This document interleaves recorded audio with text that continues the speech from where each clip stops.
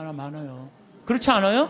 얘가 역사의식이 있고 부모가 역사의식이 있었으면 내 나라는 네 나라는 누가 지켜야 된다? 네가 지켜야 된다. 그럼 얘가 아버지 나 군대 갔다 올게요. 이 나라 내가 지켜야죠. 내가 앞으로 이 나라의 지도자가 될 건데 내가 지켜. 이 소리 할 거 아니에요. 부모가 그런 얘기 해요 안 해요? 하나도 안 해요. 오로지 공부해라는 얘기만 오로지. 너 하나 잘 되려면 공부해라. 내가 작년에 그 이제 갈릴레아까지 다 갔어요. 그랬더니 네게부 사막 체험을 또 데리고 가더라고요.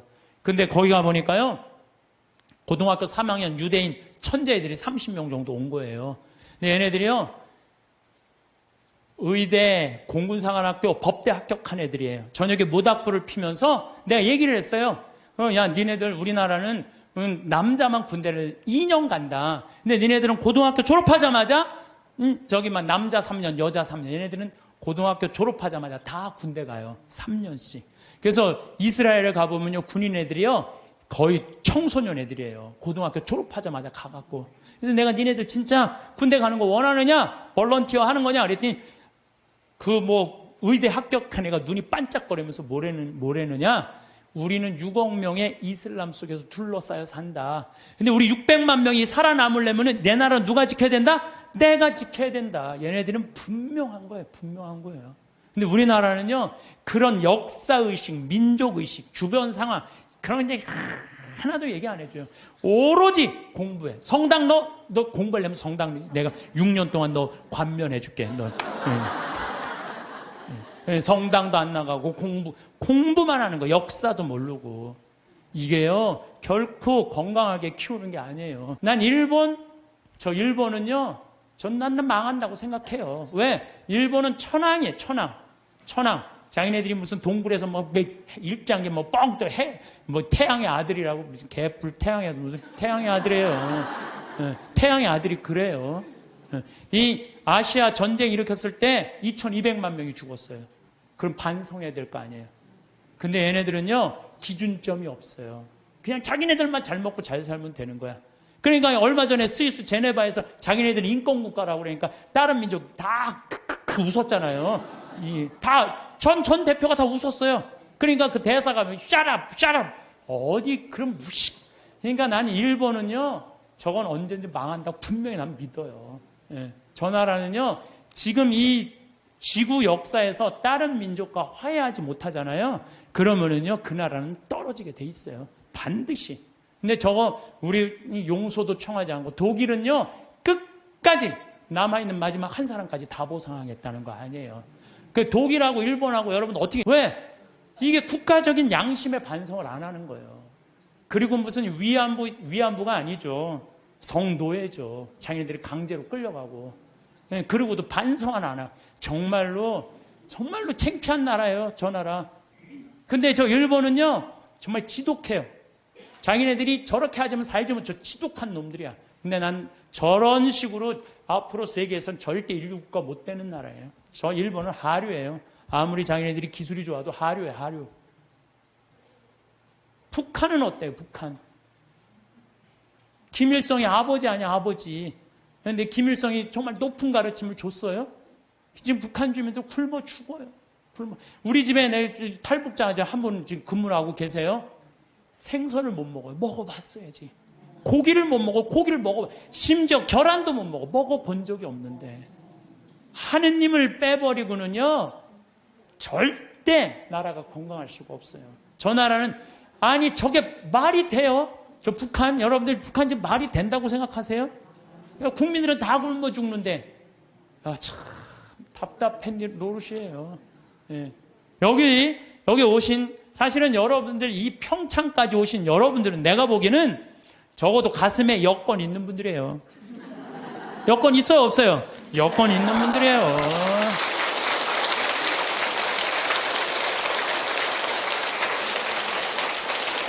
그래서 여러분들은 돌아가실 때 어떻게 돌아가실 수 있어? 이렇게 웃으면서 돌아가실 수 있어요. 제발. 아니, 이게 농담이 아니고 여러분들 이 생각, 나는 죽을 때 싹 웃으면서 죽을 거야. 마음속으로 생각하세요.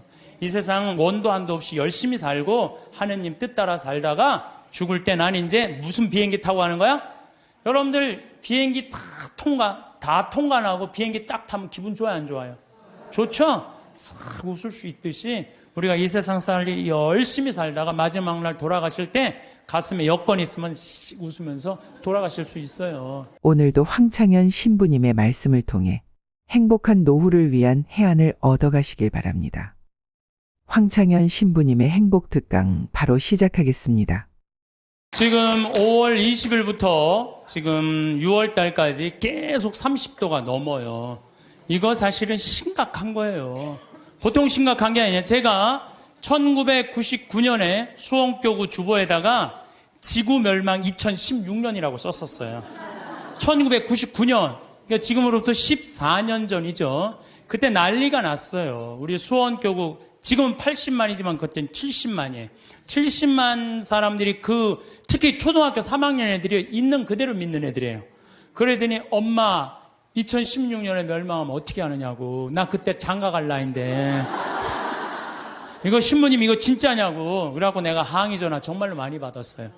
근데 여러분들 14년이 지난 지금 이산화탄소가 400ppm이에요. 400ppm. 이산화탄소 400ppm이라는 건 뭐냐면은 인간이 살기 가장 적합한 이산화탄소는 250ppm이에요. 근데 지난 65만 년 동안 아무리 빙하기, 간빙기가 아무리 많이 왔어도 300ppm을 넘은 적이 한 번도 없어요. 300ppm이 넘으면요, 지구가 상상할 수 없을 만큼의 기후의 격동이 오는 거예요. 근데 지금은 얼마가 넘었느냐? 400ppm이 넘은 거, 400ppm이. 400ppm이 넘었다는 건요, 이제까지 65만 년 동안, 아까가 아니라 지난주에 말씀드렸듯이, 지난주에 말씀드렸듯이 지구 역사가 만 년, 인간이 역사를 기록한 그 만 년, 그 이전에 10만 년, 60만 년, 이 60만, 인간이 겪어보지 못했던 격동이 지금 이루어지고 있는 거예요. 보통 심각한 게 아니에요, 지금. 예. 그래서 400ppm이 넘으면은요, 지구는, 신부님, 2016년에 동시에 멸종하느냐고? 아니요. 그거는 우리 인간을 많이 오해하는 경우가 있어요. 지구 역사를 46억 년으로 본다면요, 지금 200년은요, 0.0000006초밖에 안 되는 시간이에요. 찰나예요, 찰나. 우리는 100년이 굉장히 긴 것 같지만 지구 입장에서는요, 순식간에 지금 벌어지는 일이에요. 지구 입장에서 우리가 뭐 100년 살다가 죽으면 그냥 그걸로 끝나는 거잖아요. 근데 지구 입장에서 보면 이거는 정말 완전히 거의 끝에 와 있는 거예요. 이 변화, 오죽하면 화성에 가서 살겠다고 그러겠어요. 이 아름답고 이 기가 막히게 신비로운 지구에서 안 살고 그 황량한 화성에서 가서 산다는 말이 되는 소리를 하고 있어요.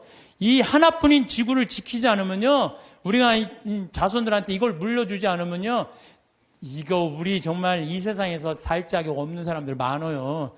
그러니까 제가 하느님의 은총을 우리가 무시하면 안 돼요.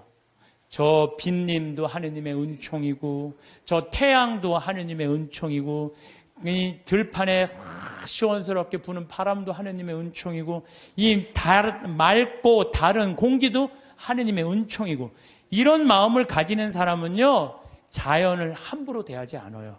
근데 그냥 하느님도 없고, 이게 다 돈벌이다, 이게 다 돈이다, 이렇게 생각하는 사람은요, 이 지구를 파괴하면서 이 지구에 살 수 없는 세상을 만드는 거예요.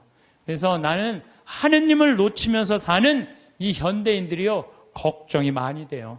하느님을 놓치고 사는 이 현대인들이요, 걱정이 많이 돼요. 어쨌든 유대인들은요, 지구의 0.2%밖에 안 돼, 인구가. 미국에 한 800만 명 산대, 유대인이요. 그 다음에 이스라엘에 한 650만 명, 700만 명. 그 외에도 여기저기 있는 유대인들 다 합쳐봐야 2천만이 채 안 된대요. 그런데도 미국 경제의 60%를 유대인이 쥐고 흔들어요. 그리고 미국 부자의 30%는 유대인이에요. 하버드 대학이 전교생이 18,000명이에요. 학부생. 대학원생은 더 많지만 학부생이 18,000명인데 그중에 6,000명이 유대인이에요. 6,000명이. 우리나라 몇 명인지 알아요? 300명. 근데 그 중에서도 300명 중에 반 이상이 졸업을 못 한대요. 과정을 못 따라가갖고. 근데 걔네들은요, 이 하버드 대학의 법대 50%는 유대인이래요, 유대인. 그러니까 그냥 유대인들은 노벨상 179명이 탔는데 딱 경제학상, 물리학상, 화학상 이런 거예요. 우리는 그냥 딱 한 분 탔는데 그것도 평화상. 평화상. 얘네들은 다 머리로 타는 애들이에요, 머리로. 그럼 유대인이 똑똑해서 그렇게 하버드, 미 8개 그 아이비리그 대학이라고 그러잖아요. 뭐 브라운 대학, 컬럼비아 대학, 하버드 대학, 뭐 예일 대학, 뭐 이런 대학. 요즘 뭐 MIT, 뭐 스탠포드 몇 개 또 해갖고 하지만은 그 미 8개 대학의 20%는 유대인이래요. 그러니까 똑똑한 애들은 다 유대인. 아, 그럼 걔네들이 IQ가 좋으냐? 걔네들은요, IQ가 평균 95밖에 안 돼요. 우리나라는 106인데. 그러니까 유대인이 전 세계에서 IQ로는 26위밖에 안 돼요. 근데 왜 얘네들이 이렇게 똑똑하고 공부를 잘할까? 이건 부모의 종교교육에 있는 거예요. 종교교육. 유대인들은요, 3살만 되면요, 토라, 모세오경 읽어줘요. 그 다음에 탈무드 얘기해줘요. 끊임없이 얘기를 해주는 거예요, 얘기. 솔로몬 얘기, 다윈 얘기, 무슨 뭐, 그 다음에 머리 긴 누구의 그거, 힘센 삼손 얘기, 그 다음에 뭐, 이상 얘기, 아브라함 얘기, 야곱 얘기, 뭐, 요셉 얘기, 모세 얘기. 얘네들은 끊임없이 부모한테 얘기를 듣는 거예요. 얘기를. 탈무드도 얼마나 부모한테 지혜로운 얘기를 많이 들어요. 뭐 배 타고 가는데 사람들이 자기 재물 막 자랑하니까 랍비가 나는 그런 거 하나도 안 부럽다. 당신 아무것도 없는데 뭐가 부러우냐? 난 머릿속에 재물이 있다. 그 무슨 머릿속에 재물이 있냐? 그러니까 배가 풍랑에 맞아 있는데 그냥 다 버리지 않으면은 배가 가라앉게 생겼으니까 재물은 다 버렸다. 재물은 다 버렸는데 그 랍비는 아무것도 안 버려도 항구에 도착하니까 머리에 지식을 가지고 선생이 돼갖고 먹고 산다. 진정한 재물은 뭐다? 지혜다, 지혜. 이런 걸 계속 얘기해 주는 거예요, 유대인들은. 우리나라 사람들은 뭐라 그래요? 공부해. 너 잠 좀 그만 자고 공부해. 너 텔레비전 그만 보고 공부해. 너 게임 좀 그만하고 공부해. 너 나중에 고생 안 하려면 공부해. 20년 동안 대한민국 엄마들은요, 공부하라는 얘기만 해요. 밑도 끝도 없이 공부하라고만 해. 애들이 엄마한테 듣는 건 지혜 얘기 하나도 안 들어. 오로지 공부해, 공부해, 공부해. 이 얘기만 듣는 거예요. 개들은요, 10마디 정도 알아듣는다고 그래요. 개들은. 내가 키우는 개도 일어나, 기다려, 손, 엎드려, 먹어, 가. 이 정도 알아들어요, 개들. 내가 우리 방에서 키우는 개, 나라고 한 번도 내가 얘하고 대화를 해본 적, 너 박근혜 대통령에 대해서 너 어떻게 생각하냐? 한 번도 내가 얘기해 본 적 없어요. 얜 개니까. 말귀를 못 알아듣잖아요. 말귀를 못 알아, 말 안 하는 거예요. 근데 여러분들 자녀들한테요, 마치 개한테 하는 엄마들 많아요. 일어나, 밥 먹어, 학교 가, 시험은, 숙제는, 공부해, 고생하지 싫으면 공부해, 나중에 다 알아, 공부해. 20년 동안 공부하라는 얘기만 해요. 그러니까 애들이 제일 지겨운 게 공부하라는 얘기 듣는 거예요. 엄마가, 유대인들은요, 왜 자기네들이 히틀러한테 600만 명이 홀로코스트 학살을 당했는지, 왜 2000년 동안 떠돌아 다녀야 되는지, 왜 자기네들 이집트로 끌려가야 되는지, 어떻게 이집트에서 탈출했는지, 40년 동안 왜 광야를 떠돌아 다녔는지 다 얘기해줘요. 역사에 대해서. 애들이 역사를 다 아는 거예요. 신앙이라는 건요, 아무것도 아닌 것 같아도 신앙이 얼마나 중요한 건데. 그러니까 유대인, 아인슈타인, 에디슨, 프로이드, 스티븐 스피버그 다 유대인이에요. 근데 얘네들 다 자라면서 한 얘기가 다 부모예요. 전 세계에서요, 부모가 아무 일도 안 하고 엄마가 자녀 교육에만 매달리는 나라가 2나라 있어요. 하나는 이스라엘, 하나는 대한민국에. 2나라가 있대요. 근데 이스라엘은 왜 그렇게 아이들이 승승장구하고, 우리나라는 그 미국의 최고 좋은 대학만 가면요, 10%가 졸업을 못 한대요. 10%도 졸업을 못 한대요. 왜냐하면 아이들이에요, 대화가 없어서요. 신앙도 없고. 신앙이라는 게 아무것도 아닌 것 같지만요, 정말 중요한 게 신앙이에요. 저는 한번 부산에서 어디 강의를 가게 됐어요. 정말 너무너무 이제 차가 막혀갖고 이제 아주 정말로 그야말로 그냥 속이 바짝바짝 탔어요. 내비게이션이 가르쳐 주는데 불안하더라고. 내비게이션이 이렇게 가는데 분명히 성당이면 시내 한가운데일 텐데 이상한 대로 계속 하는 거예요. 이게 맞는가 계속 가는데 도착했습니다. 딱 그랬는데 벌판인 거예요. 강의는 5분 남겨놨는데 미치겠더라고요. 그래서 내비게이션을 내가 두들겨 패려고 그랬어요. 이놈의 새끼 이거 제대로 안 가르쳐줬다고. 여러분들이 자식에 있어서 여러분들이 뭘까요? 내비게이션이에요. 여러분들이 인생의 내비게이션들이에요. 근데 여러분들이 안내를 했어. 안내를 했는데 전혀 엉뚱한 데다 안내를 해놨어.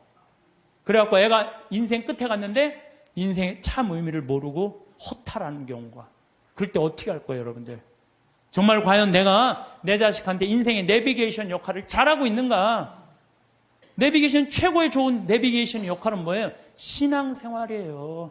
이정표 확인하듯이. 그래서 하느님 꽉 붙잡고 살아야 되는데 너 공부하려니까 너 끊어. 그래갖고 거미가 나뭇가지 타고 나는 거 줄 끊듯이 그냥 신앙을 딱 끊어버리는 거예요. 성당도 마찬가지예요. 여러분들 자녀들이 왜 성당 나가기 싫어하는 줄 알아요? 여러분들이 자녀들한테 뭐라 그래? 성당가, 성당가, 성당가, 성당가, 성당가. 그 얘기만 해요.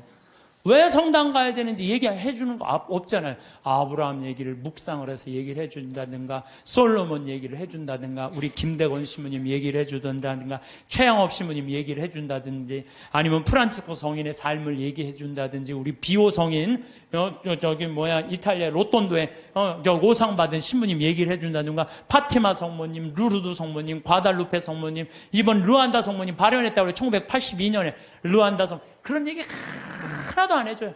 오로지 성당가, 성당가, 성당가, 성당가 그 얘기만 하는 거예요. 그러니까 애들이 두 가지를 하기 싫은 거예요. 성당 가고 공부하는 거. 이거 두 가지가 싫은 거야. 네. 두 가지를 안 하는 거예요. 이유를 얘기해 줘야 될 거 아니야. 왜 성당 가야 되는지, 왜 공부해야 되는지. 이유를 안 해주고 무조건 그냥 성당 가, 공부해, 이야기.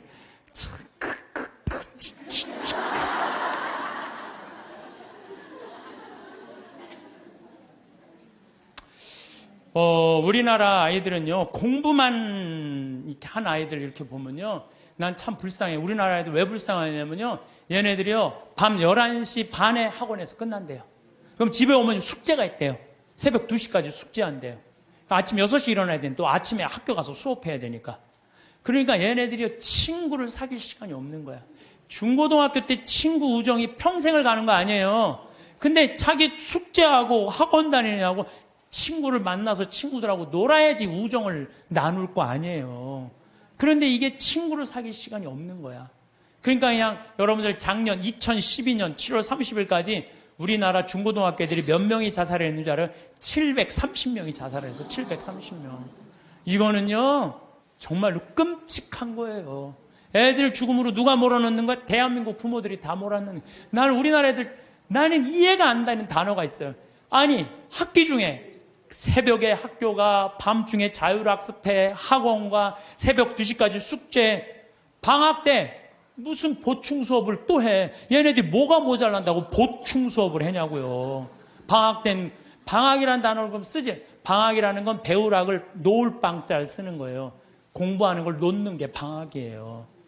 근데 이때 또 그냥 정말로 이게 정말 너무 답답해. 너무 답답해. 그러니까 아이들이요. 근데 우리나라가 그렇게 공부를 해도 효과가 좋으냐? OECD 국가 중에 우리나라가 학업 성취도가 24위예요. 30개 나라 중에. 잘 사는 나라. 핀란드, 내가 핀란드, 덴마크 다 다녀왔어요. 근데 걔네들은요, 오후 3시면 집에 다 가요. 엄마 아빠하고 같이 놀고 대화해요. 대화하는 게 공부하는 것보다 훨씬 교육 수준이 좋대요. 걔네들은 정말로, 걔네 성취도 1위예요. 오후 3시면 다 집에 가요.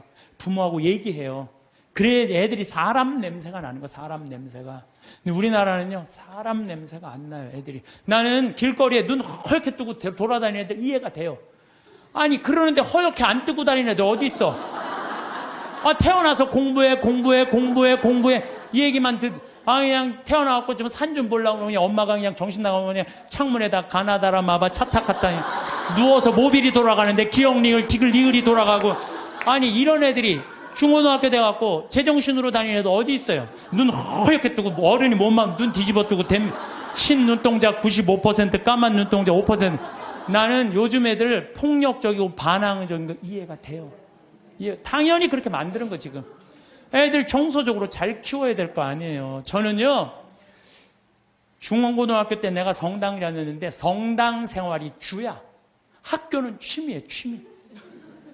수업만 끝나면 무조건 성당 갔어요. 수업만 끝나면. 예술제 한다고 나는 유대철 역할 했어요.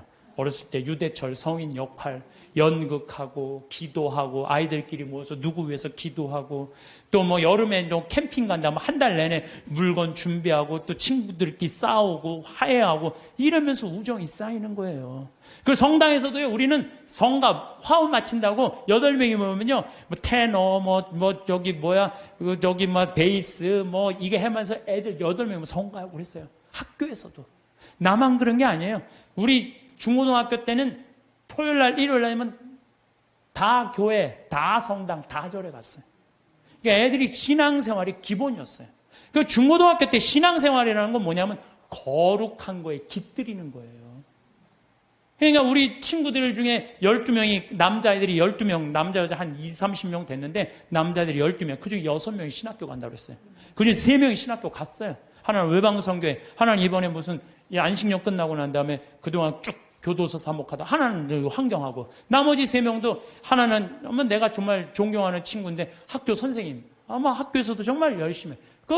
지난번에 그 학교 강의 갔더니 저 선생님은 신부님 되는 게 낫겠다고 신학교 가려고 그랬던 아이니까. 또 하나는 교수하고 있고, 또 하나는 무슨 신협 이사하고 있고, 또 안 간다는 친구들도 어렸을 때 다 우리 신학교 가자 이랬던 애들이에요. 그래서 수원시청에 한번 갔는데 내 친구가 하나 있는데 팀장이래요. 그러고 저 오 팀장님은 신학교 가는 게 남분이라고. 그러니까 어렸을 때 신학교 가고 성당에서 어울리는 애들은요, 거룩해요. 거룩하고 정의로운 곳에 맛을 들여요. 여러분들 신문지에다가 생선을 싸면요, 비린내가 나요.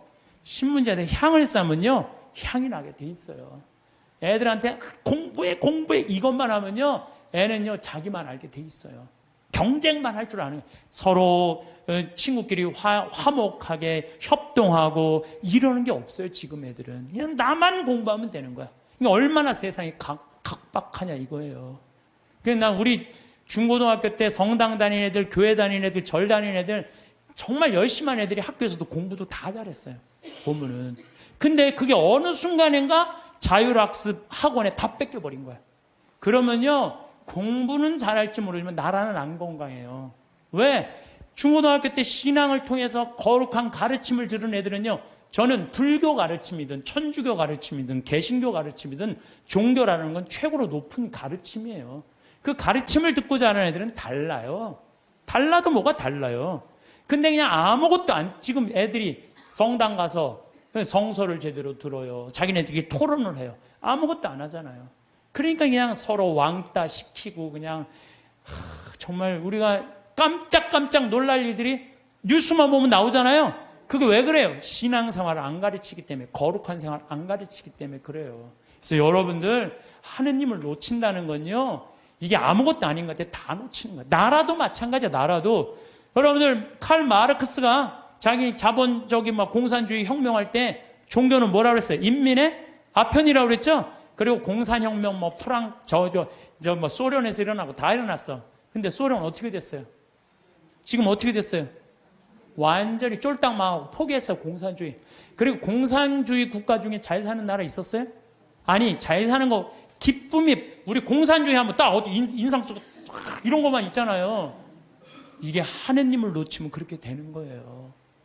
우리가 종교라는 게 이 인간이 살아가는데 절대적인 중심인 거예요.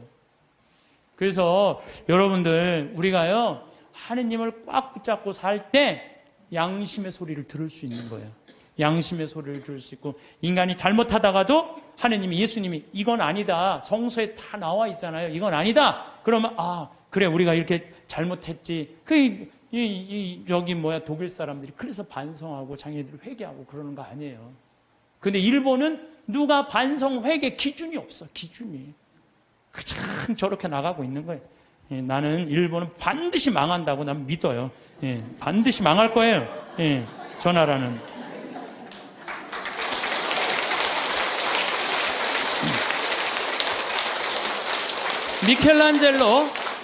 미켈란젤로가 성베드로 성당 돔을 하고 시스티나 성당 천장 천지 창조를 했어요. 근데 교황님이 미켈란젤로를 불러서 너 받고 싶은 돈 액수를 다 대라. 그랬더니 미켈란젤로가 뭐라고 그러냐면은 교황성하시여, 내가 재능을 하느님으로 받아서 하느님께 다시 돌려드리는데 무슨 보상금이 필요합니까? 나는 이거 하늘나라 들어가는 입장 봉헌하겠다고. 하늘나라 들어가면 입장료로 봉헌하겠다고 그래요.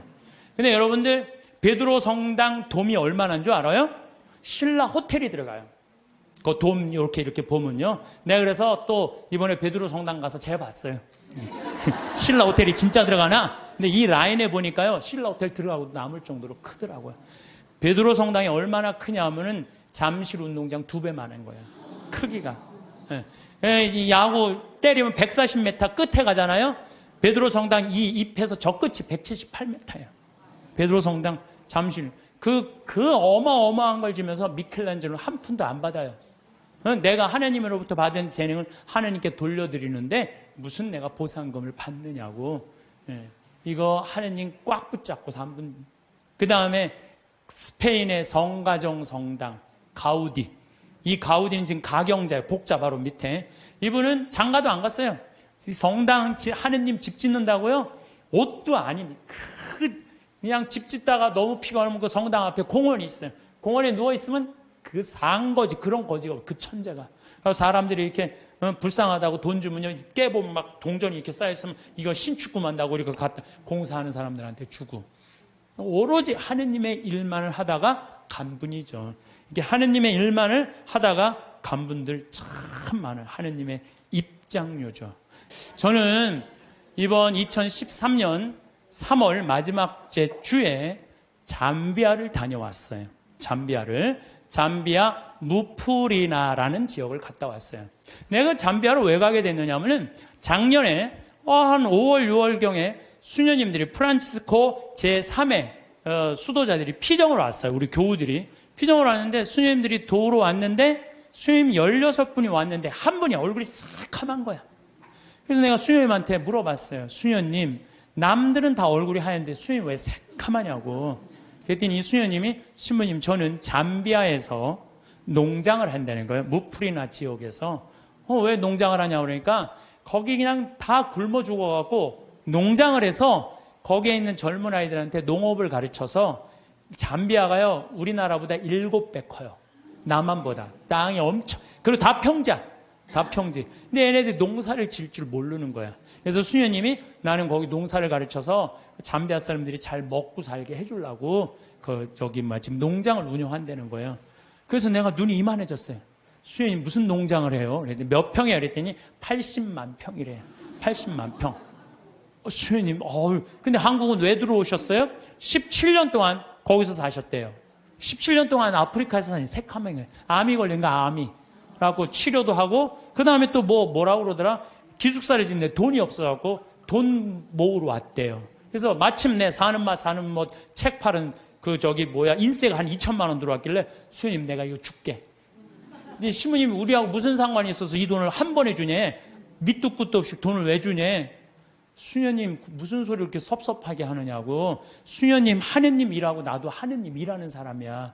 근데 수녀님이 아프리카에 가서 나는 생태마을을 꾸미고 싶은 게 내 꿈이야. 근데 수녀님이 이미 생태마을을 아프리카에서 꾸미고 있는데 내 일을 대신해 주는데 이 돈은 돈도 아니다. 가져가라. 그랬더니 신부님 딱 요 돈이 모자랐다는 거예요. 너무너무 감사하다고.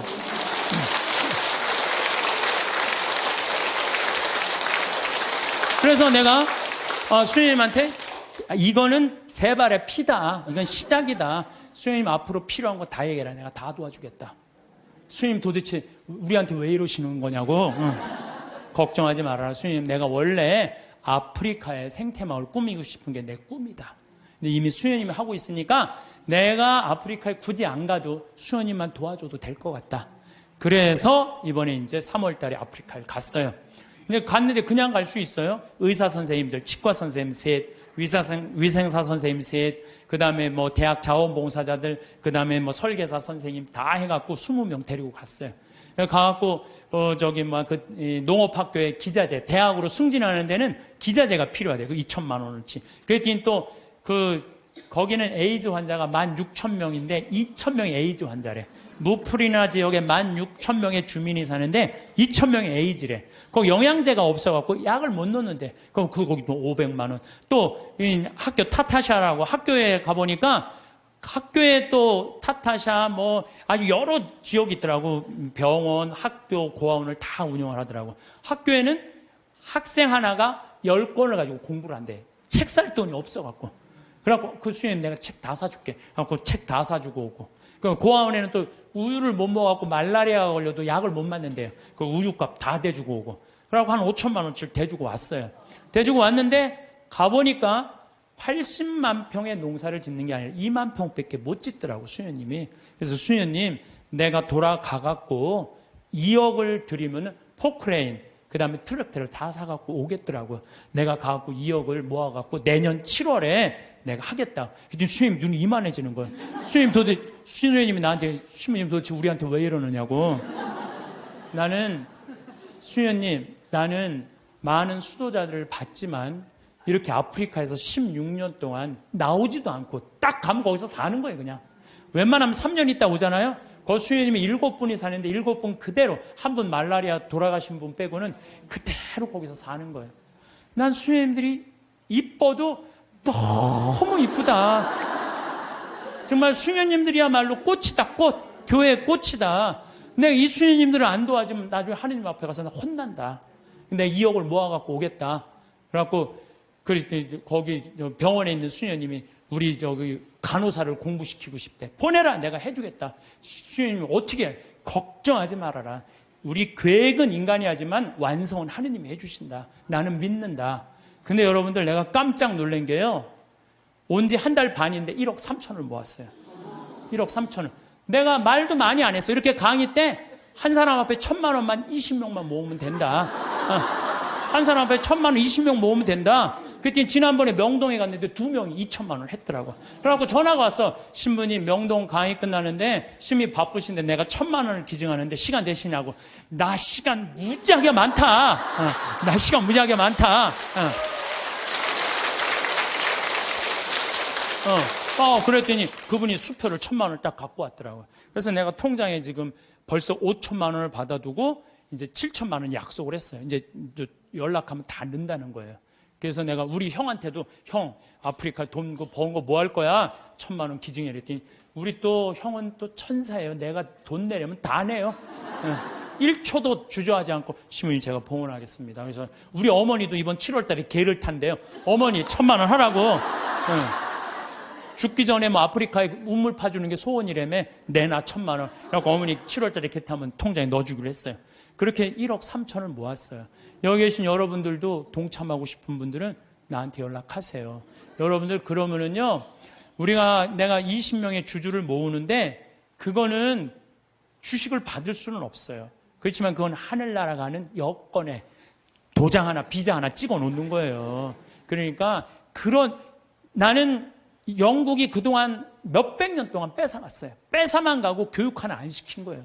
나는 영국 사람들 해가 지지 않는 나라라고 하는데 난 절대 그렇게 표현하면 안 돼요. 전 세계 다니면서 도둑질 하느냐고 해가 질 수가 없는 나라예요. 해 질 시간이 없는 나라지 해가 짓는 나라. 그래서 중국은 지금 굴이 다 뺏어가요. 근데 저는 어떤 생각을 갖고 있느냐 하면은 우리나라는 그러면 안 돼요. 우리나라는 이제까지 다른 나라 침략한 적 한 번도 없어요. 우리끼리 여기까지 올라온 거예요. 그럼 우리나라가 세계 최일의 인류 국가가 되려면 어떻게 해? 이제는 우리가 원조 받는 나라에서 원조 해주는 나라가 됐잖아요. 원조를 해줘도 멋있게 해주자는 거예요. 그래서 내가 그 80만 평에 그림까지 그 지역 주민들 큰 산 집까지 그림을 다 그려놨어요. 그래갖고 와서 거긴 또 아프리카인데도요 1300mm가 빈님이 오세요. 잠비아는. 그래갖고 물도 많아요. 자본이 없는 거지. 개발만 하면요. 우리가 아프리카 가난하고 굶주리는 나라라고 생각하잖아요. 그렇지 않아요. 아프리카는요. 정말 잘만 꾸며놓으면요. 정말 살기 좋은 나라예요. 원시지구 그대로 보존된 참 좋은 지역에. 그리고 내가 이번에 그 의사 선생님들 모시고 왔는데 의사 선생님들이 그러는 거예요.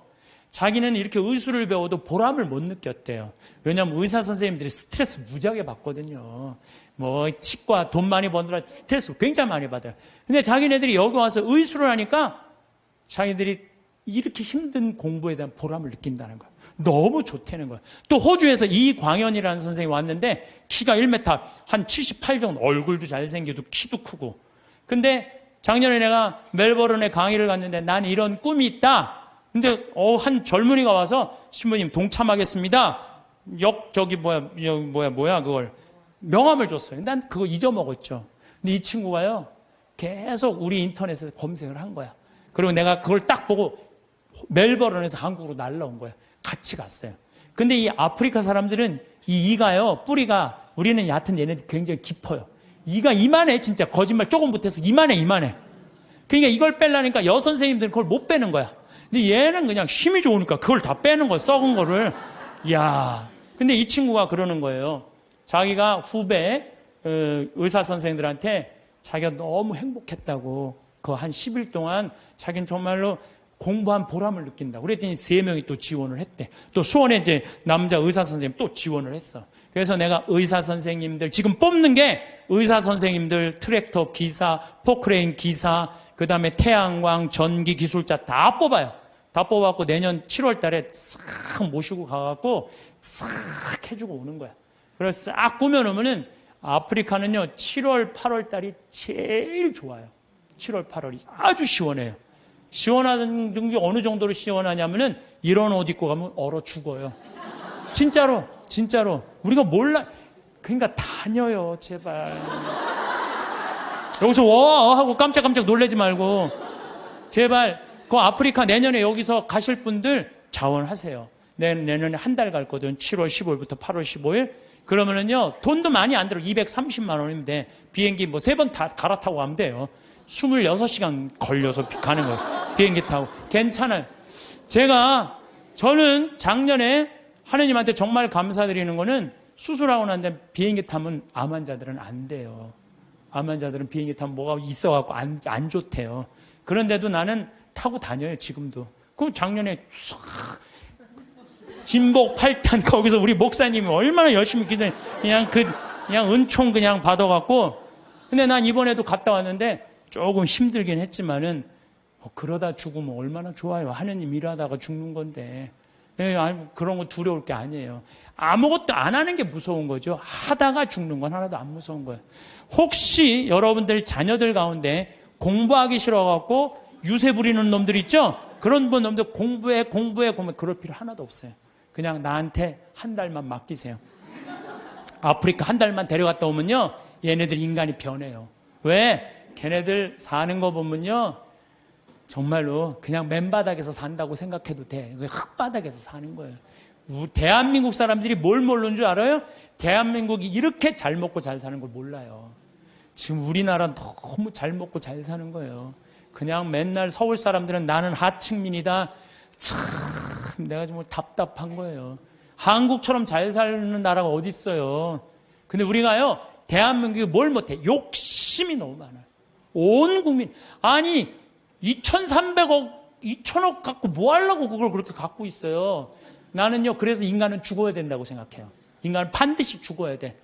그러니까 2,000억 있는데 80살이야. 쓰지도 못하고 억울해. 나 이거. 그 사람도 2,000억 놓고 죽어요. 그렇죠? 나 한 푼도 없어. 그래도 죽어. 그러니까 죽을 때 진짜 억울한 건 2,000억 있고도 쓰지도 못한 사람은 억울해서 못 죽어요. 그렇지 않아요? 근데 2,000억을 의미 있게 봉헌하고 가는 사람은 죽을 때도 웃으면서 죽을 수 있어. 근데 이거 안 뺏기려고 무슨 벌진 아일랜드에다가 뭐 페이퍼 컴퍼니 만들어 얼마나 추해요. 도둑질한 국가로부터 도둑질한 걸 동생한테 맡겼더니 동생이 안 주네. 또 내놓으라고 그러고 주라고. 여러분들 우리는 하느님으로부터 받은 거니까 하느님께 되돌려줘야 돼요. 미켈란젤로 말처럼 되돌려줘야 돼요. 저는 그래서 아프리카를 이렇게 보면서 우리나라 사람들이요. 여러분들 이제 여기 지금 앞에 예쁘장한 분들 많이 앉아있는데 여러분들 120살까지 안 죽어요. 그럼 몇 년 남았냐면 70년 남았어. 70년. 뒤에 계신 우리 오늘은 할머니들이 왔다고 그랬는데 할머니들이 내 눈에 하나도 안 보여. 아줌마들만 보여. 아줌마들이. 이것도 걱정이에요. 70 먹으면 70 먹은처럼 보여야 될 거 아니야.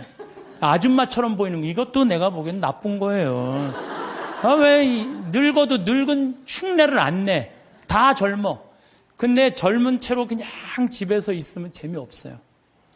이미 독일 사람들, 미국 사람들은요, 50, 60 되면요, 아프리카에서 2년, 3년 살다가 가요. 봉사활동하고.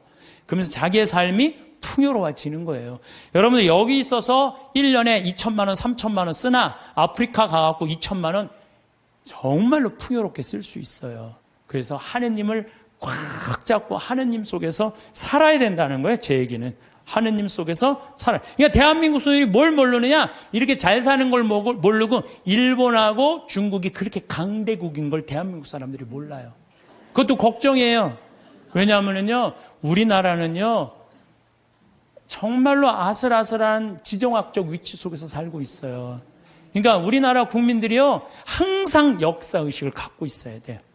자녀들한테 우리가 역사에 어떤 고통을 겪었고 지금도 어떤 상황이 있는지 누구 입에서 나와야 돼?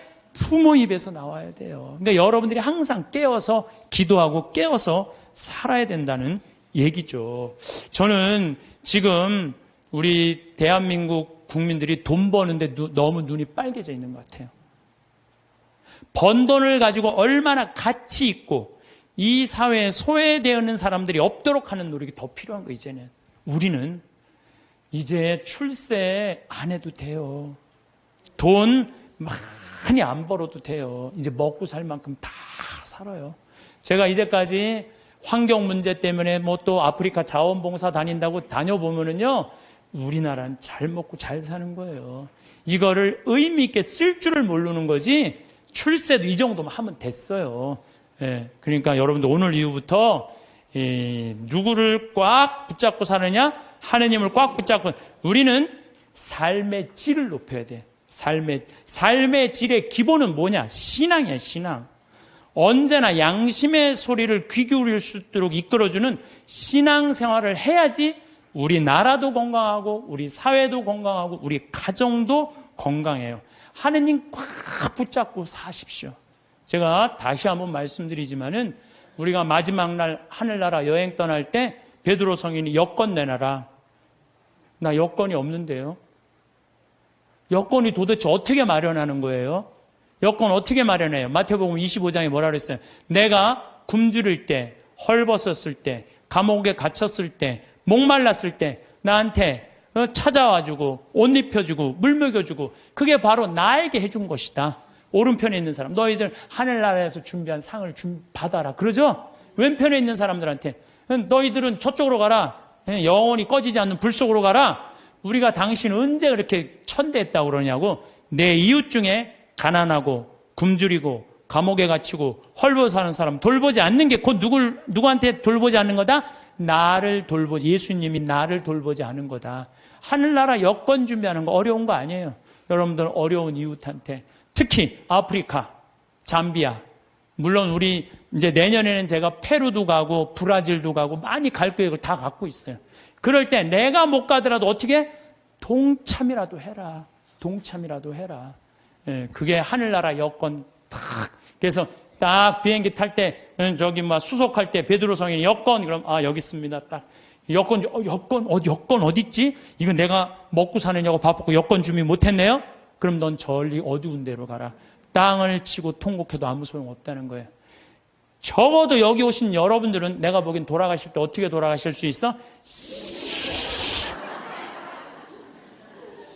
정말로 여러분들 돌아가실 때 난 이제 누구 만나러 간다? 예수님 만나러 간다. 하느님 만나러 간다. 내 여행은 환상적일 것이다. 그런 마음으로 여러분들 사시면 이 세상에서도 즐겁고 저 세상에도 즐거울 거예요. 그래서 여러분들 돌아가실 때 웃으면서 돌아가시기를 바라겠습니다.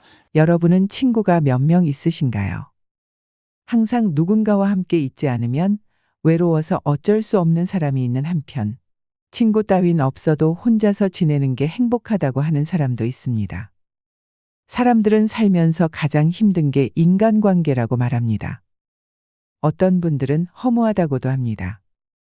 20여 년간 그렇게 친구들 경조사를 챙기고 부르면 나갔건만 나 어려울 땐 코빼기도 보이지 않는 친구로 배신감을 느끼는 사람, 직장을 잃거나 사업이 망해서 외면하는 친구 때문에 차가운 현실을 실감한 사람도 있습니다. 하지만 끊고 싶어도 그동안 쌓인 정 때문에, 추억 때문에 끊기도 쉽지 않습니다. 요즘엔 혼자 사는 것이 오히려 편하고 즐겁다고 말씀하시는 분들이 많습니다. 사람으로 인한 실망과 갈등이 적으니 스트레스도 적습니다. 인간관계에 집착하지 않자 더 만족스러운 인간관계가 되었습니다. 오히려 가장 불행한 사람은 혼자 사는 사람이 아니라 마음이 맞지 않는 사람과 같이 사는 사람이인데요. 오늘은 친구가 없어도 아무렇지도 않은 혼자가 편한 사람들의 특징을 들어봅니다. 노후에 친구 없이 편안한 사람들 특징 첫 번째. 호감 가는 사람이 되기를 포기합니다. 내가 사람들로부터 인정받고 싶은 마음이 없으니 자연스럽게 타인의 기대에 맞춰서 살 필요가 없는 것이죠. 사람들은 사람들이 자신을 사랑해 주길 바라고 인정해 주길 바랍니다. 내 편이 되어 주길 바라는데 혼자 잘 지내는 사람들은 사랑과 인정을 타인에게 바라지 않지요. 내가 상대에게 바라는 기대와 바람이 없으니 실망할 일도 없습니다. 호감이라는 것은 다른 사람이 평가하는 겁니다. 평가 내린 사람들은 주관적인 평가를 많이 내립니다. 그 사람의 마음이라는 것이 우리처럼 좁고 이기적이고 편견이 가득 찬 경우가 많습니다. 그러한 사람의 좋은 평가를 받으려고 노력을 많이 하지만 그런 것이 얼마나 의미 없는 것인지를 우리가 나중에 깨닫게 됩니다. 타인이 나를 나쁘게 평가하게 되면 그것이 진짜인 것처럼 생각하게 됩니다. 그러다 보면 기가 죽게 되고 위축되고 나는 진짜 보잘것없는 사람이구나라는 생각을 하게 됩니다. 결국은 자존감을 잃게 됩니다. 그래서 좋은 평가를 받으려고 노력할수록 허영심이 될 수 있고 허세가 될 수 있고 거짓말도 많이 하게 됩니다. 쇼펜하우어는 자긍심과 자존감을 구분하고 있습니다. 자존감은 남이 인정할 때 생기는 것이고 자긍심은 내가 나를 인정할 때 생기는 확신입니다. 두 가지 관계에서 볼 때 자존감은 깨질 수 있습니다. 가장 중요한 것은 나입니다. 나에게 좋은 사람으로 살면 된다는 마음가짐이 받쳐주기에 혼자여도 문제없고 혼자여도 정말 편할 수 있는 것입니다. 두 번째, 혼자 되는 법을 배우고 즐깁니다. 혼자 된다는 거 좀 어렵지요. 그러다 보면 다른 사람을 많이 만나면서 의지하게 되고 어울리게 됩니다. 쇼펜하우어는 인간의 불행이 혼자 될 수 있는 능력이 없기 때문이라고 합니다. 그래서 여기서 우리가 오해하는 경우가 있는데요. 혼자만 지내라는 그런 뜻은 아닙니다. 좀 약간 냉랭한 관계를 가지라는 겁니다. 너무 가까이 가서 자신의 이야기를 다 쏟아놓고 끈끈한 사랑, 끈끈한 우정 그런 관계보다는 거리를 두면서 적당한 관계를 유지할 필요가 있습니다. 이러한 혼자 있는 힘을 키우기 위해서는 책을 읽는 것이 중요하고 아름다운 풍경을 보거나 좋은 노래를 듣고 자신이 어떤 사람인지 자신의 내면에 귀를 기울일 필요가 있다고 볼 수 있습니다. 나와 온전히 하나가 될 수 있는 것은 이 세상에 나 하나뿐입니다. 혼자 있는 능력을 키움으로써 타인과 함께할 수 있는 그러한 힘을 키우기도 합니다. 세 번째, 인간관계에 집착하지 않습니다. 혼자 잘 지내는 사람들은 인간관계에서 모든 사람들과 잘 지내려고 하지 않습니다. 그리고 모든 사람들에게 인정받으려고 하지 않습니다. 대부분의 사람들은 혼자가 되는 것을 두려워합니다. 주변 사람에게 집착하고 의존하게 됩니다. 심지어 나를 갉아먹는 사람들에게조차 매달리는 경우도 있는데요. 이처럼 자신의 외로움과 두려움을 스스로 해결하지 않고 타인에게 지나치게 의존해 해결하려고 한다면 결국 자신과 타인 모두가 괴로워질 것입니다. 상대방에게 휘둘리거나 이용당하기 쉬울 뿐만 아니라 지나친 집착으로 가족이나 친구를 괴롭게 만들 수도 있습니다. 어쩌면 스스로 힘든 인간관계를 키우는 재미로, 보는 재미로 그렇게 했는데 지금은 이제 내 몸 하나도 이제 건사하기 힘들고 죽지도 않으니까 막 속이 막 미치는 거예요. 어디 가서 얘기하고 싶은데 창피해요, 안 창피해요? 창피합니다. 그러니까 이제 누굴 찾아오냐면 이제 본당 신부를 찾아옵니다. 저를 이제 찾아오는 거죠. 신부님, 내 말 좀 한번 들어보세요. 할머니들이 이제 내 말을 들어보라고 그러면은 이제 몸 아픈 거, 아들이 이해 안 해준 거 이런 것만 하면 내가 다 알아듣는데 우리 할머니들은 내 말 좀 들어보라고 그러면은 꼭 어디서부터 시작하냐면 대동아 전쟁부터 이제 시작해요.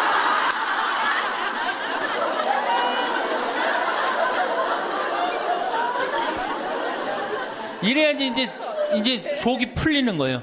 내가 신부님 대동아 전쟁에 시집 와갖고 노숟가락 뺏긴 얘기, 시집살이 한 얘기, 정말 고생한 얘기. 그래서 신부님 이제 해방이 됐어요.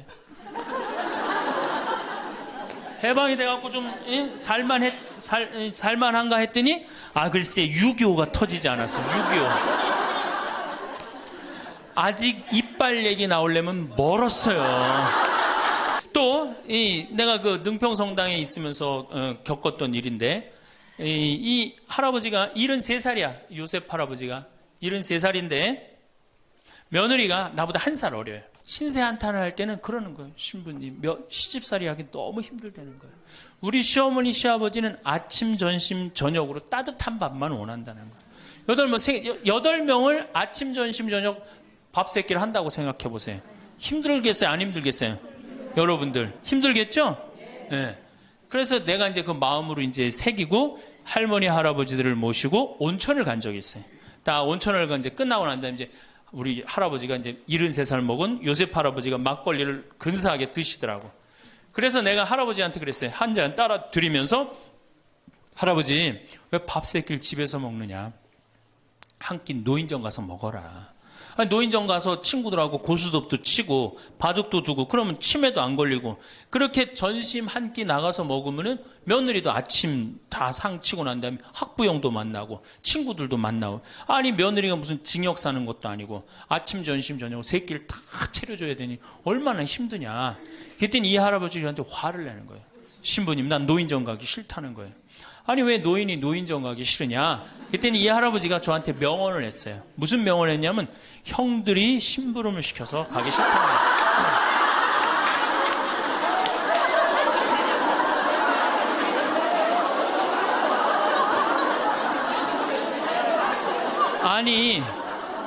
무슨 73세 형들이 심부름을 시키냐? 그랬더니 신부님 모르는 소리 하지 마세요. 자기가 딱 나타나면은 술 받아와라, 라면 끓여라 그런다는 거예요. 그래서 노인정 가기 싫다는 거예요.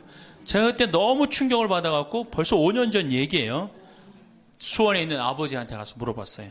아버지 노인정 가세요. 그때 아버님이 73이셨어요. 아버님 노인정 가세요 안 가세요? 그랬더니 안 간다고 화를 내시더라고요. 왜 노인정 집에는 우리 어머니 아버지만 살고 자식들은 한 1km 반경에 떨어져서 살거든요. 왜 안 가시냐고 그랬더니 우리 아버님 하시는 말씀이 형들이 청소시켜서 가기 싫어.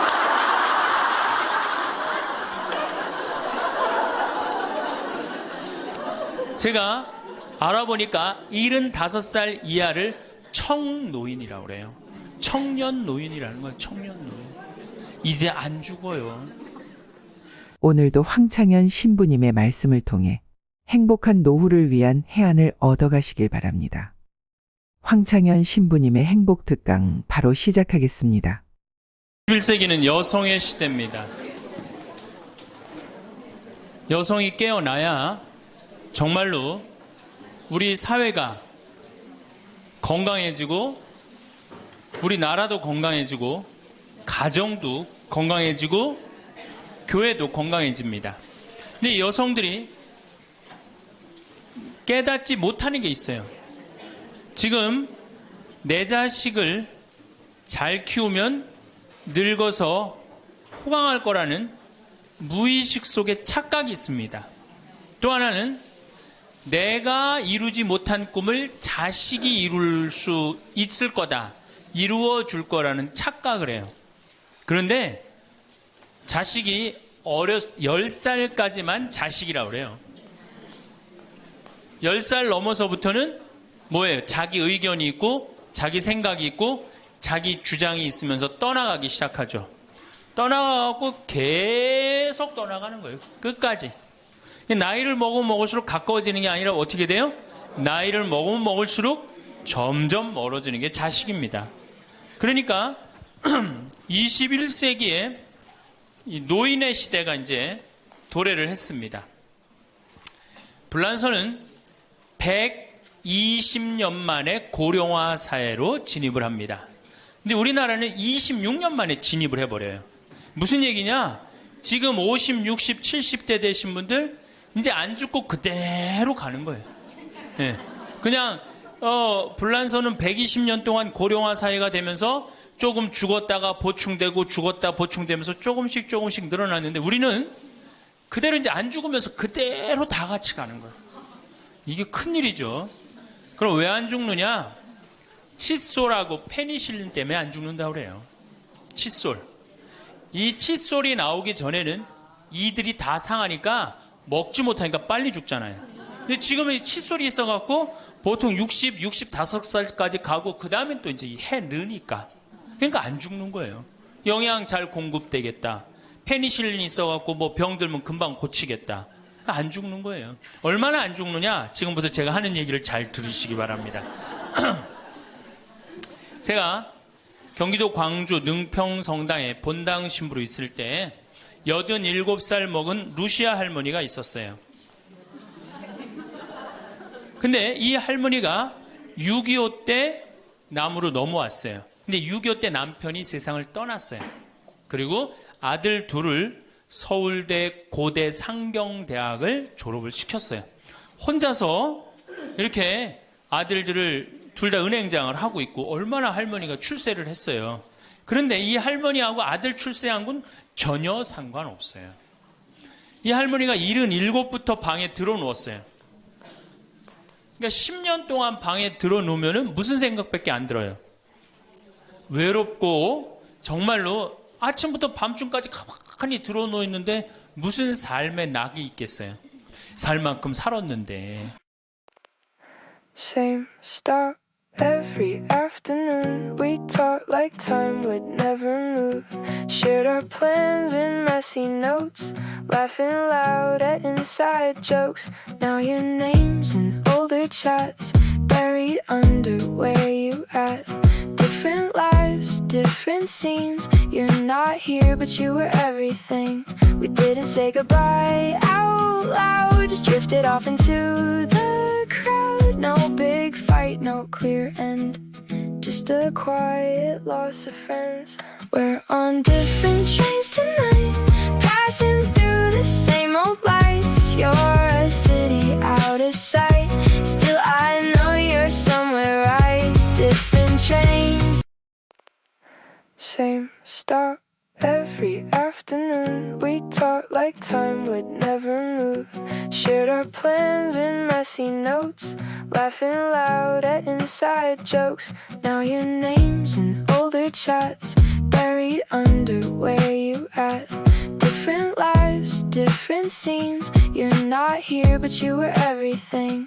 We didn't say goodbye out loud. Just drifted off into the crowd. No big fight, no clear end.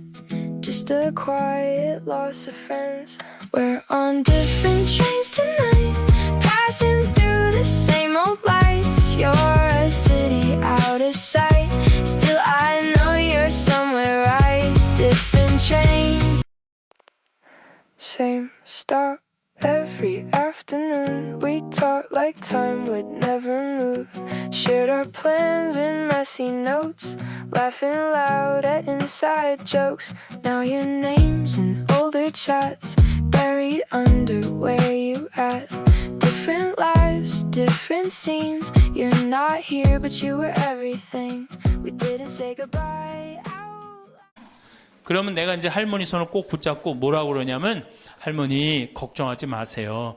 내가 성당 가서 어떻게 좀 해볼 테니까 걱정하지 마세요. 제가 그렇게 이제 할머니하고 봉송체를 한 6개월 동안 했는데 6개월 만에 아들이 밤에 전화가 왔어요. 신부님 우리 어머니 돌아가실 것 같다는 거예요. 왜 그러냐 그러니까 화장실에서 넘어져갖고 갈비뼈 2대가 부러진 거예요. 근데 이 할머니가 87인데 몸이 말랐어요. 갈비뼈 2대 부러지면은 그 나이에 똑 부러졌다고 그러는데 거의 즉사예요. 80 넘어갖고 뼈 부러지면 뼈가 안 붙어서 죽는 경우가 되게 많거든요. 그래서 내가 이제 병자 가방을 들고 쫓아갔어요, 할머니한테. 그랬더니 할머니가 막 숨을 몰아쉬더라고요. 그래도 제가 보좌 신부를 16,000명, 13,000명 이런 데 보좌 신부도 하고 본당 신부도 한 4,000명, 5,000명 해갖고 하도 병자 성사를 많이 해갖고 딱 보면 알아요. 3개월 갈 거다. 한 달 갈 거다. 그래서 내가 아들한테 그래요. 한 3개월 갈 것 같으니까 3개월 정도 준비하라. 그럼 3개월에 어김없이 딱 가는 거예요. 근데 그 할머니를 딱 보는데 그날을 못 넘기겠더라고요. 그래서 이제 할머니 손을 붙잡고 할머니 나하고 오늘 못 넘길 것 같으니까 나하고 총 고해성사 하자. 할머니 하느님이 열심히 믿었고 좀 아들들 훌륭하게 잘 키웠고 매일 그렇게 묵주기도 했으니까 내 생각에는 할머니 직천당이다. 오늘 돌아가시면 바로 오늘 하늘나라 올라가시는데 가면은 요셉 성인도 보고 베드로 성인도 보고 싶은 남편도 보고 성모님도 보고 예수님도 보고 내 안부도 전해줘라. 바로 가니까. 네. 할머니는 내 손을 꼭 붙잡고 뭐라 그러냐, 신부님 그동안 너무 고마웠다는 거예요. 올 때마다 사탕도 갖고 오고 선물도 갖고 오고 내 얘기도 들어주고 그래도 외롭지 않게 신부님 왔을 땐 행복했다는 거예요. 그래서 이제 내가 할머니 손을 잡고 할머니 장례미사 내가 잘해줄 테니까 강론도 잘하고 걱정하지 말아라. 하여튼 직천당 가서 이제 안부도 전해주고 내가 강론 잘해줄 테니까 걱정하지 말고 잘 가셔라. 할머니는 그동안 너무너무 고마웠다. 그러면서 이제 서로 손을 꼭 잡고 죽기로 이제 합의를 이제 봤어요. 이제.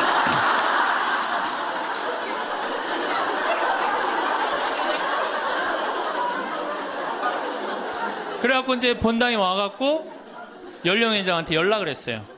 우리 그 루시 할머니 돌아가실 것 같으니까 빨리 가서 임종경 해라. 그 사무장한테는 내가 이제 내일 아무래도 장례가 나을 것 같으니까 장례 준비를 해라. 이제 그리고 이제 기다리는데 일주일이 돼도 연락이 없고 2주일이 돼도 연락이 없는 거야. 한 달 만에 다시 봉성체 신청이 들어왔어요. 그래서 내가 가갖고 할머니한테 그래서 할머니 어떻게 된 거냐. 우리 살아서 안 보기로 하지 않았느냐. 근데 왜 살아있느냐. 그랬더니 할머니가 우리 아들들이 어머니 돌아가시면 안 된다고 삼성의료원에 데려다가 그걸 붙여갖고 온 거예요. 그래서 그때 이제 할머니가 이제 방에 누워갖고 그전에는 화장실이라도 다녔는데 이제는 이게 부러졌으니까 2년 동안 화장 못 가고 오줌똥을 며느리가 받아냈어요. 그 며느리도 참 착한 며느리죠. 90살이 됐어요. 이런 부활 때 돼갖고 내가 이제 봉송체를 나갔는데 할머니가 일어나서 나온 거예요. 날 마중을 나왔어요. 그리고 하시는 말씀이 신부님 이제 좀 일어나 다닐만 하다는 거예요.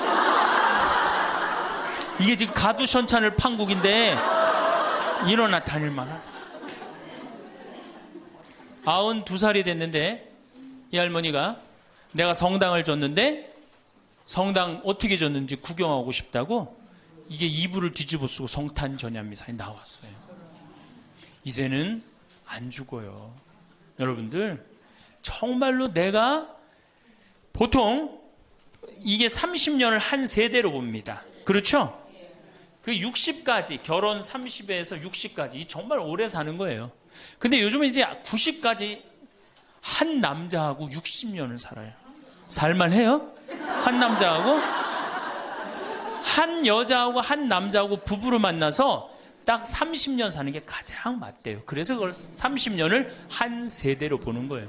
근데 이게 더블로 사네. 한 남자랑. 저는 생각 잘했죠. 장가 안 가고 혼자 사는 게 정말 좋은 거예요. 마침 우리 고향 사람이야. 그래서 아주 참 내가 이뻐했죠, 마음으로. 근데 이 며느리가 애를 넷을 낳았어요. 그게 참 착해요. 누가 봐도. 그래서 다 효녀라고 그랬어요. 효부라고 그러고. 이렇게 보면은 정말로 성당도 열심히 나오고 시어머니 시아버지도 잘 모시고. 근데 나한테 와서 이제 개인적으로 제가 여기 3년 전에 수원 고등동 성당에 95살 먹은 할머니가 오셔갖고 래프팅 하고 가셨어요. 배 타는 거 있죠? 그래서 내가 그때 그랬어. 할머니는 참 죽기 전에 이렇게 래프팅도 하고 하니까 너무 좋다고 그랬더니 그 할머니가 나도 원이 없다고 이렇게 이 나이에 래프팅 배 타고 강에 래프팅을 했다고. 작년에 97인데 또 와서 또 하고 갔어요. 그러니까 여러분들 100살 산다는 거 지금 막연한 얘기가 아니에요. 여러분들 100살 산다는 게 확실하게 여러분들은 앞으로 남은 인생이 50년 남아있어요. 이렇게 오래 살 줄 모르고 지금부터 이제 중요한 얘기예요. 지금부터 잘 들어요. 지금부터 이렇게 오래 살 줄 모르고 있는 돈 없는 돈 자식한테 다 물려줬어. 얼마를 물려주느냐. 이게 이제 큰일이에요. 자식 대학 하나 졸업시키는데 2억 5천 들어갑니다. 둘 졸업시키면 5억이에요. 부부가 은퇴해서 죽을 때까지 우리가 지금 필요한 현금이 5억이에요. 자식 둘 대학만 안 보내면 뭐예요? 딱 노후대책연금 딱 확보하는 거예요. 그런데 우리가 지금 자식들 정말로 보낼 애들을 대학에 보내느냐. 지금 여러분들 20대 실업자가 100만 명이 넘어요. 걔네들 다 대학 나온 애들이에요. 독일은요, 얘가 똑똑하고 안 똑똑하고 중학교 때 갈라버려요. 그래서 대학 나오는 사람 별로 없어요. 그리고 중학교 때 머리 나쁜 놈은 어떻게 해? 기술 배워갖고 기술을 배워갖고 월급 별 차이 없어요. 근데 우리는 돌머리든 돌머리가 아니든 다 대학을 가잖아요. 그러니 이름으로 대학은 나왔고 기름칠하는 일을 하기 싫고 취직을 안 하는 거죠. 이걸 한량이라고 그럽니다. 한량. 그러니까 공장에는 일할 사람이 없고 실업자는 흘러넘치고 그래서 공장에 일할 사람을 채우기 위해서 캄보디아, 베트남에서 사람들이 오고 이게 우리나라가 망조로 가는 길 아닙니까? 여러분들 대학 공부할 애들이 사실은 몇 명이나 돼요. 그러니까 내가 깡통이야. 깡통인지 안 깡통인지 여기 지금 젊은 엄마들 꽤 왔는데 딱 보면 알아요, 몰라요? 알죠? 내가 정말로 1등을 하는 애인지 꼴등을 하는 애인지 금방 드러나잖아요. 여러분들이 포기를 못해서 그렇지. 이 깡통한테 있는 돈 없는 돈 다 쏟아붓어. 그래갖고 이 깡통이 천재가 되면 모르는데 겨우 원서만 넣으면 되는 대학을 나왔단 말이야. 그래갖고 취직을 못해. 그래갖고 놀고 있어. 근데 중요한 건 내 주머니가 이 깡통한테 쏟아 넣느냐고 내 주머니가 뭐가 됐어? 깡통이 됐어. 이 집 뭐 하는 집안이에요? 깡통 차는 집안 되는 거예요. 생각 잘 하셔야 됩니다. 태양은 두 번 아름다워요. 뜰 때 아름답고 질 때 아름다워요. 근데 태양은 제가 뜨는 태양을 아주 구름 한 점 없는 뜨는 태양을 보면 뜰 때는 후딱 떠버려요. 이상하게. 근데 질 때 보면은 참 하염없이 져요. 우리 인생하고 똑같아요. 우리도 태어날 때 귀한 대접을 받고 죽을 때 귀한 대접을 받아야 돼. 근데 태어날 때는 후딱 뜨는데 이게 죽을 땐 60부터 죽지도 않으면서 참 하염없이 진단 말이에요. 그러니 여러분들 이렇게 돈도 안 모아놓고 죽지도 않고 이 문제 심각하지 않아요? 나이를 먹으면 세 가지가 이제 고통이 옵니다. 첫 번째, 몸이 아파요. 그렇죠? 60년, 70년 썼으면은 눈도 안 보이고 귀도 안 들리고 허리도 아프고 그렇죠? 네, 아픈 데 많아요. 그러니까 자꾸 짜증을 부립니다. 짜증을 자꾸 부리고 신경질을 자꾸 부려요. 그러니까 할머니들이 나이를 먹으면 먹을수록 도사가 돼야 되는데 나이를 먹으면 먹을수록 점점 애가 돼가는 거예요. 그러니까 손자 손녀들이 맨날 할머니 보고 우리 할머니 맨날 신경질 부린다고. 생각해보세요. 머리 하얗지 얼굴 쭈글쭈글해지 이빨은 빠져갖고 여기도 쭈글쭈글해지 웃어도 전찬을 판국에 거기서 막 신경질 부리고 짜증 부리면 어느 자식이 그걸 보면서 행복해하고 오랫동안 좋은 마음으로 모실 수 있어요. 그래서 저는 90살 넘은 장례미사 90살 먹은 할머니 장례미사를 본당 신부가 해줬는데 며느리가 70이다. 그러면은 본당 신부는 장례미사 하자마자 바로 교황청에 연락해갖고 이 70 먹은 며느리 90살까지 모시고 산 이 며느리 바로 교황청에 연락해서 시성식 해줘야 돼. 이 며느리 본당 신부 꼭 할 일이에요. 기적심사 필요 없어요. 그냥 90살까지 모시고 산 것만 해도 뭐예요? 기적이에요. 기적. 안 버리고. 제가 어저께 식사하면서 잠깐 그런 얘기 들었는데 필리핀에 자식이 집 팔고 들어오면은 모시겠다고 그러는데 버린 자식이 있었다며요. 그리고 또 뭐 캐나다에 며칠 전에 또 어디에서 나왔다고 그러더라고. 자식이 그렇게 여러분들 그게요 남 얘기 아니에요. 참 우리 지금 70대 80대 된 할머니 할아버지들한테 잘해야 돼요. 53년부터 62년까지 똥구멍이 찢어지게 가난하게 고생한 얘기 합니다. 전 정말 몰랐어요. 똥구멍이 찢어지게 가난하다는 얘기를 참 많이 들었는데 그래서 할머니한테 한번 물어봤어요. 할머니 똥구멍이 찢어진 게 뭐예요? 신부님 말도 마십시오.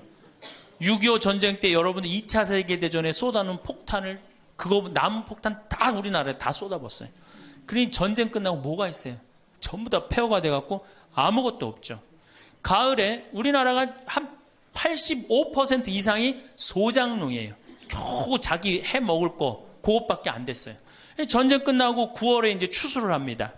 9월에 추수를 하면 먹을 게 언제 떨어져요? 2월에 떨어져요.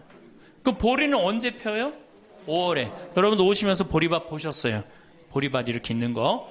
5월에 이제 보리가 피면은 2, 3, 4, 5월을 견뎌야 되는데 먹을 게 있어요? 없죠.